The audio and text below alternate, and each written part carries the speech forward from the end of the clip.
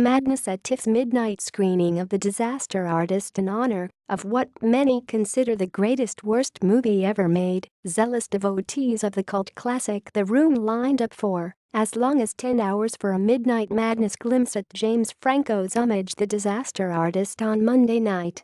As the Toronto International Film Festival queue wrapped around Ryerson Theatre, fans in custom The Room t-shirts clutched The Room-themed bobbleheads, while a promotional team dressed in frizzy black Tommy Wiseau wigs distributed plastic spoons and toy footballs.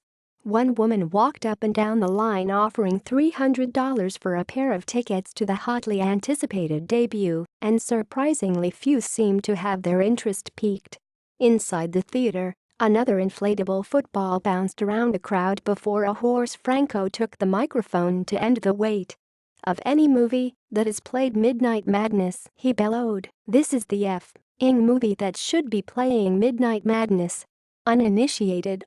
Don't worry about it. 2003's The Room was a bizarre indie drama about a doomed love triangle that starred and was written, directed, produced, and financed by Wiseau, an endlessly eccentric showbiz outsider with a thick and untraceable accent, a mysteriously bottomless bank account, and a love of serious drama.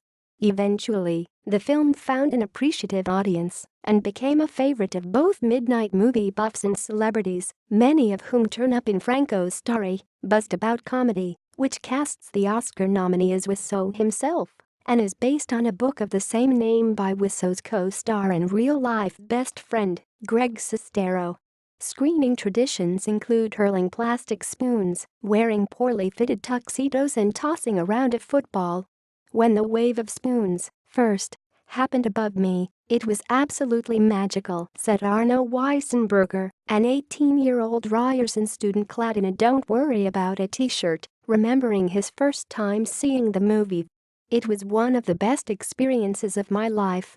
Weisenberger and 5 friends lined up at 4 p.m. for the midnight screening. To pass the time, they crowded around a laptop and watched The Room. One friend, John Lopke, had become obsessed upon watching it as a 17-year-old.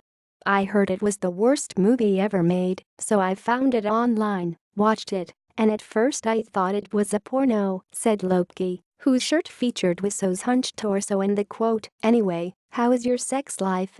I googled it to make sure it wasn't, then I sat through the whole thing. I didn't know what to make of it. Since then I've seen it 15 times. I think I have it almost memorized." No spoons or footballs flew once Monday's screening got underway. The line to get the biggest response was Franco's in-character "Hi Doggy." Afterward, Franco said he read Sestero's book and felt moved by these outsider artists trying to make it in a really hard business. Though Franco was joined on stage by brother Dave, who played Sestero, Alison Brie, Ari Grainer, and Sestero, the star of the Q&A was Wiseau himself, clad in a vest, tie, dress shirt, and typical array of belts. After emerging to swelling applause, he introduced the rest of the cast and shot impromptu questions at them that they didn't seem to know how to answer, like, "So what you wanna say about Disaster Artist?"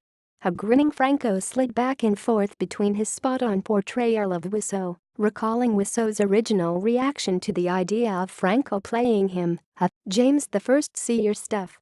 You do some good things, some bad things." Despite the way the movie relentlessly pokes fun at pretty much every aspect of Wiseau, he said he liked it 99.9%, objecting only to the depiction of his throwing around a football. He seemed rightfully convinced the film would only help the cause of bringing eyes to his mistake masterpiece. "I love you all, guys," he told the crowd. "Thank you very much from the bottom of my heart." Seeing Wiseau in person seemed like the evening's main event for many, but Navid Durifer and Aaron MP queued for 8 hours without a ticket, even though it wasn't to be their first brush with him. Durifer recalled once meeting him at a screening of The Room at the Carlton, when Wiseau signed the "You're Tearing Me Apart" Lisa t-shirt he was wearing. "He was just as weird as expected, which really made the movie even better," Durifer recalled. He's probably seen the movie 60 times now. "So why does it still hold such fascination?" "It's hard to say," he replied. "I don't think you could ever plan to make something like this. It's a comedy of errors. So many bad things had to happen to make it so perfect. It is the worst movie I've ever seen," he added. "And I say that as a huge fan of it."